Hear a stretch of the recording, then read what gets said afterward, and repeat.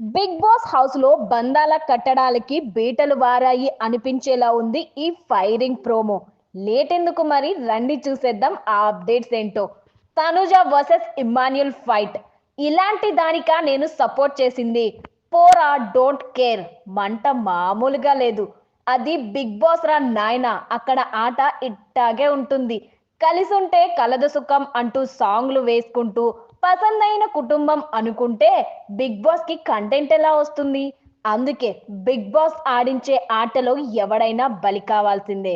ఆత్మమిత్రులుగా ఉన్నవాళ్ళు బద్ధ శత్రువులు అయ్యేట్టుగా సిచ్యువేషన్స్ క్రియేట్ చేస్తాడు బిగ్ బాస్. ఇప్పుడు ఇమాన్యుల్ తనుజాల విషయంలో అదే అయింది.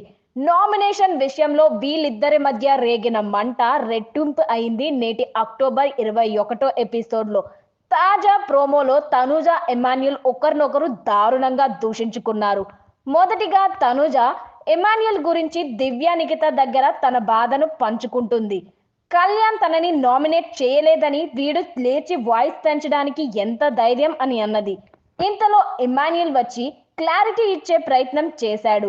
లేదు, నాకు నీతో మాట్లాడాలని లేదు అని అన్నది తనుజ.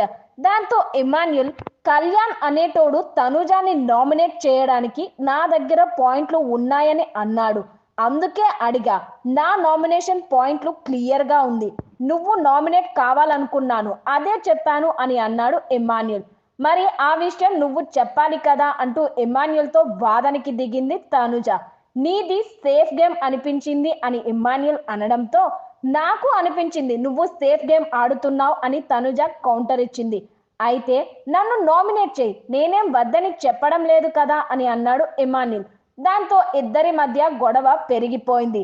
తనుజకి రమ్యని నామినేట్ చేయాలని ఉంది. వాళ్ళు చూసుకుంటారు కదా, మధ్యలో నాకేంటి అని ఇమాన్యుల్ దివ్య నిఖితతో చెప్తుంటే సూపర్ గేమ్ అంటూ చప్పట్లు కొట్టింది తనుజ.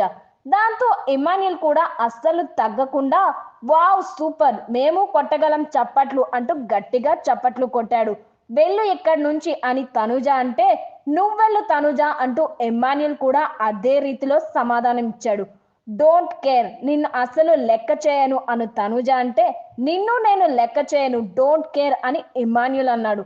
మొత్తానికి ఈ ఎపిసోడ్ అయితే కాస్త ఫైరింగ్ గానే అనిపించింది.